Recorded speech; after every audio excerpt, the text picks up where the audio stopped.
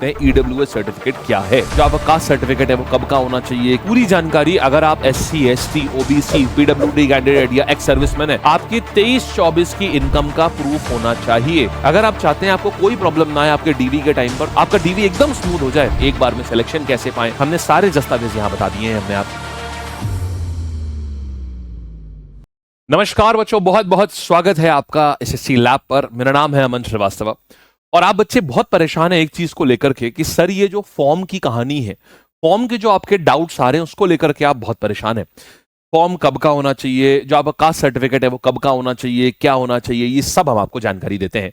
और ध्यान से सुनिएगा पूरी जानकारी। अगर आप SC, ST, OBC, PWD candidate या एक्स सर्विसमैन है, हर एक के लिए पूरी चीज सब इसमें हम बताएंगे आपको, ईडब्ल्यूएस से लेके सब कुछ। देखिए तो सर्टिफिकेट कैसे आपको करना है, क्या सर्टिफिकेट चाहिए। सबसे पहले देखिए फॉर्म कब से 23 जनवरी से लेकर 22 फरवरी तक ये फॉर्म भरा जाएगा, यानी इस समय फॉर्म भरा जा रहा है।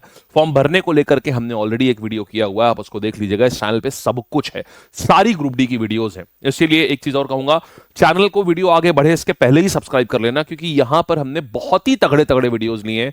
सिलेबस कैसे खत्म करें, कम से कम टाइम में कैसे खत्म करें, एक बार में सिलेक्शन कैसे पाएं, ऐसे करके हमने बहुत ही टू द पॉइंट वीडियोस हमने ऑलरेडी यहां पर लिए हुए हैं।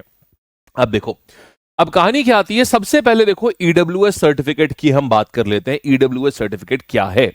देखिए ईडब्ल्यूएस सर्टिफिकेट में हर वो व्यक्ति जिसकी फैमिली इनकम 8 लाख रुपए से कम है, ये देखो हमने आपको नोटिफिकेशन का ही हमने बता दिया। नोटिफिकेशन क्या कहता है, नोटिफिकेशन बोलता है कि देखिए ऐसा है, ध्यान से सुनिएगा, बहुत इंपॉर्टेंट बात बता रहा हूं। नोटिफिकेशन कहता है कि देखिए जिस फाइनेंशियल ईयर में आप फॉर्म भर रहे हैं, तो आप कौन सा फाइनेंशियल ईयर है इस समय जब आप फॉर्म भर रहे हैं, तो बच्चे इस समय कौन सा फाइनेंशियल ईयर चल रहा है, इस समय फाइनेंशियल ईयर चल रहा है 24-25 का। इसको 24-25 क्यों बोलते हैं, फाइनेंशियल ईयर 24-25 क्यों बोलते हैं, क्योंकि इसकी शुरुआत 1 अप्रैल 2024 से होती है और 31 मार्च 2025 तक जाती है। तो दो साल इंक्लूड हो गए ना, मतलब 2 डेट्स आ गई ना, एक आ गई 2024 की डेट और एक आ गई 2025 की डेट। 1 अप्रैल 2024 से देखो इसकी शुरुआत होती है, 1 अप्रैल 2024 से फाइनेंशियल ईयर की शुरुआत होती है और 31 मार्च 2025 तक ये चलती है यार, ये कहानी है।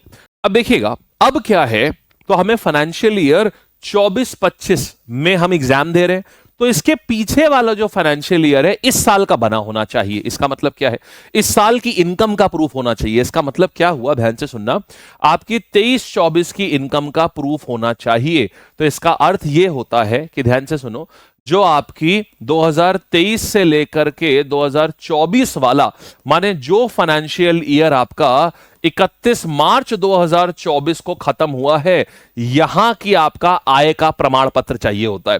तो बच्चे ये जो आय होती है ना, इस पीरियड में जो आय बताई गई होती है, इसका प्रमाण पत्र पता है कब मिलता है, जब ये फाइनेंशियल ईयर खत्म हो जाता है, माने 31 मार्च 2024 के बाद मिलता है।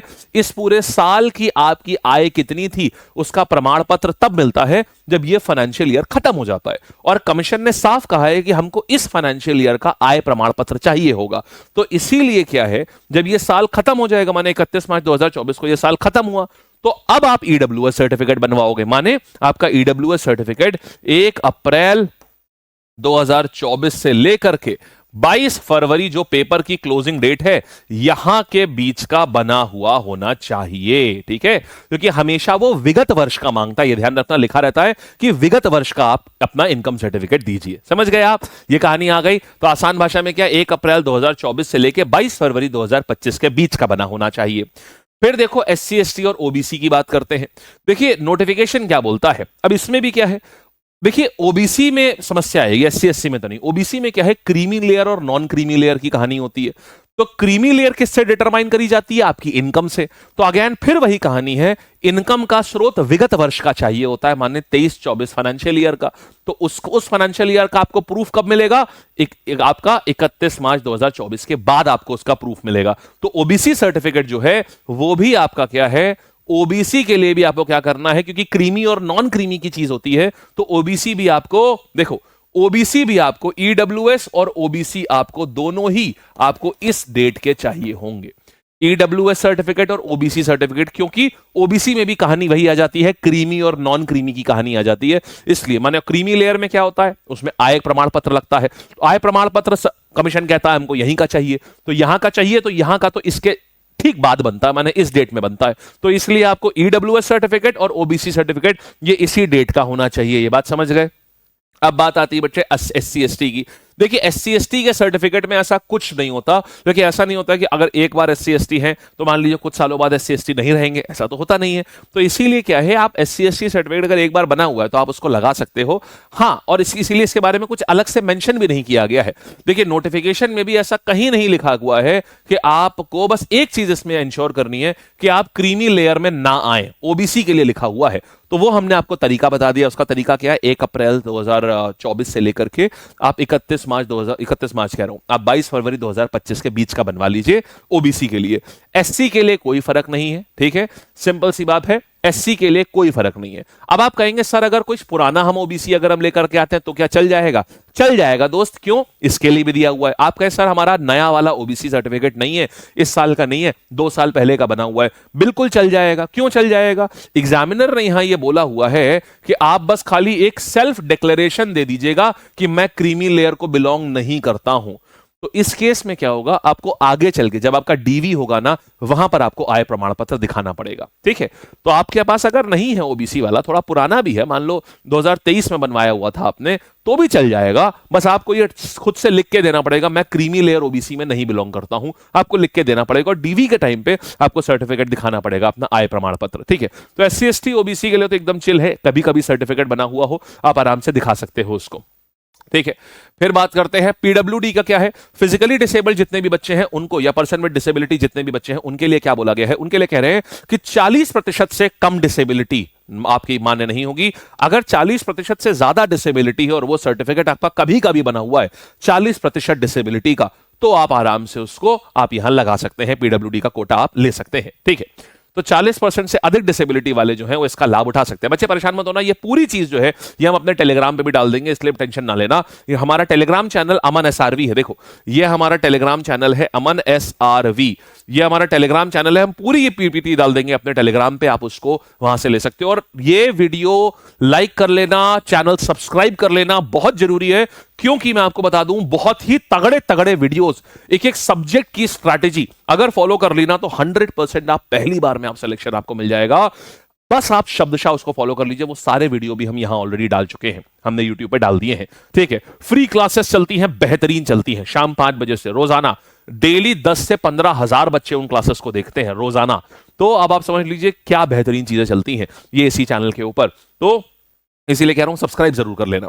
चलो बच्चे और आगे आते हैं। एक्स सर्विसमैन का क्या होता है। एक्स सर्विसमैन में क्या होगा, अगर आप एक्स सर्विसमैन है, माने ऑलरेडी सेना में कार्य कर चुके हैं आप, तो उस केस में आप क्या करेंगे, आप किसी भी रैंक पर रहे हैं, आपको डीवी के समय, अभी आप एक्स सर्विसमैन कोटा लगा दीजिए, डीवी के समय जब डॉक्यूमेंट वेरिफिकेशन होगा उस समय आपको क्या करना होगा, जो भी आपके सीनियर थे आपको अपना पूरा कार्यकाल, मतलब अगर आप आर्मी में रहे तो आर्मी का या नेवी में रहे, पूरा कार्यकाल का आपको प्रूफ दिखाना पड़ेगा कि ये मेरा पूरा प्रूफ है, देखो हमारे पास ये हमको रिलीविंग लेटर मिला हुआ है, ये हमारा रिटायरमेंट लेटर है जिसमें लिखा हुआ है कि हमने इतनी सेवा जो है हमने दी है। समझ गए आप? तो ये कहानी यहां से आ गई है। और अगर मान लो आप एक्स सर्विसमैन हैं और आप ऑलरेडी जॉब में भी हैं, कहीं आपने ऑलरेडी कोई सरकारी नौकरी पकड़ लिया, कोई नौकरी पकड़ ली है, उस केस में आपको अपने सीनियर से NOC, no objection certificate, no objection certificate का मतलब होता है, जैसे फॉर एग्जांपल मान लो आप हमारे वहां यहां नौकरी करते हो, ठीक है, आप मान लो लैब में, आप मान लीजिए आपका नौकरी आप यहां करते हैं, तो उस केस में आप हमसे कहेंगे सर हमको एक एनओसी सर्टिफिकेट दे दीजिए, नो ऑब्जेक्शन सर्टिफिकेट, कि आपको कोई आपत्ति नहीं है अगर हम अपना डीवी देने जा रहे हैं तो आपको एनओसी लेनी होती है, ठीक है। वैसे देखो ये एनओसी की कहानी सरकार, अगर आपने एक्स सर्विसमैन के बाद कोई सरकारी कंपनी ज्वाइन करी है तो मैटर करती है, प्राइवेट में कोई मैटर नहीं करती, ठीक है। चलो तो अब देखिएगा, अब मैं आपको ये बता दूं, देखो यार रेलवे का जो नोटिफिकेशन है ये सेंट्रलाइज होता है, लेकिन भाई इसका जो डीवी होता है ना ये जोन वाइज होता है, और जोन में तैयार रहिए, थोड़ा बहुत ऊपर नीचे होता है। आप ये नहीं सोच सकते कि अरे उसकी जोन में तो देखो थोड़ा रिलैक्सेशन दिया था, तुम्हारी जोन में तो रिलैक्सेशन नहीं दिया था। तो क्योंकि ये जोन वाइज होता है तो थोड़ा बहुत ऊपर नीचे आपके में रहेगा। इसीलिए जो हमने आपको चीजें बताई हैं कि आप ये दस्तावेज आप बनवा लीजिए, आप वो दस्तावेज बना लीजिए अगर आप चाहते हैं कि आपको कोई प्रॉब्लम ना आए। अगर आप चाहते हैं आपको कोई प्रॉब्लम ना आए आपके डीवी के टाइम पर, तो आपका डीवी एकदम स्मूथ हो जाए, तो जो दस्तावेज हमने आपको कास्ट सर्टिफिकेट के बोले हैं आप बिल्कुल बिल्कुल उसी प्रकार अपने दस्तावेज बना लीजिए, आपको जरा सी भी प्रॉब्लम नहीं आएगी। हमने सारे दस्तावेज यहां बता दिए हैं हमने आपको, ठीक है जी। और बच्चे ये मेरा टेलीग्राम चैनल है, यहां पर मैं ये पीपीटी भी डाल दूंगा, ठीक है। ये मेरा टेलीग्राम चैनल है, सब लोग जाकर के तुरंत इसको ज्वाइन कर लो जाकर के, ठीक है।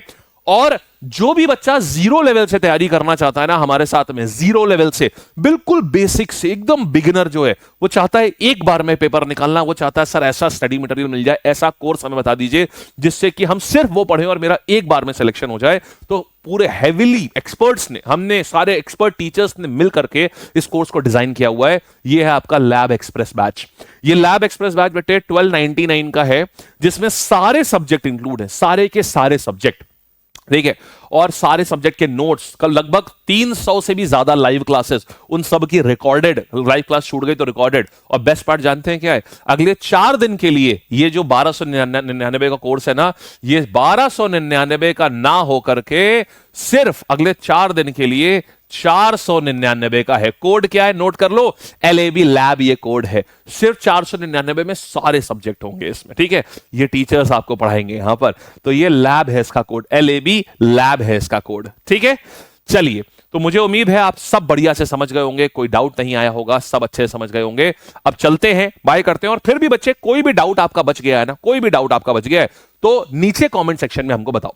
और आप पूछेंगे सर ये बैच कहां मिलेगा, तो बेटा नीचे ना लैब की एप्लीकेशन है, लैब हमारी जो चैनल का लैब नाम है, जो हमारी पेरेंट ऑर्गेनाइजेशन है इसका नाम है LAB लैब। लैब की ऐप डाउनलोड कर लेना, और लैब की ऐप डाउनलोड कर लोगे, वहां से आपको ये जो है आपको तुरंत बैच मिल जाएगा। और वेबसाइट भी है, मैं आपको दिखा देता हूं। देखो ये वेबसाइट है लैब की, ये देखिएगा, ये आप देखिए lab.live डाला, lab.live सबसे ऊपर आ गई, लैब लर्न विद अमन बरखा। तो यहां पर आप देखोगे, ये देखो ये वेबसाइट, ये हमारी वेबसाइट भी आ गई। तो यहां पर आओगे, यहां आप लाइव कोर्स में आओगे, लाइव कोर्स में आओगे, ये देखो ये लैब एक्सप्रेस है, ये 1299 का है, अगले 3 दिन के लिए 499 का है ये, ठीक है। ये लैब एक्सप्रेस, जो बच्चे NTPC की तैयारी कर रहे हैं वो गतिमान में एनरोल करेंगे, ठीक है बच्चे।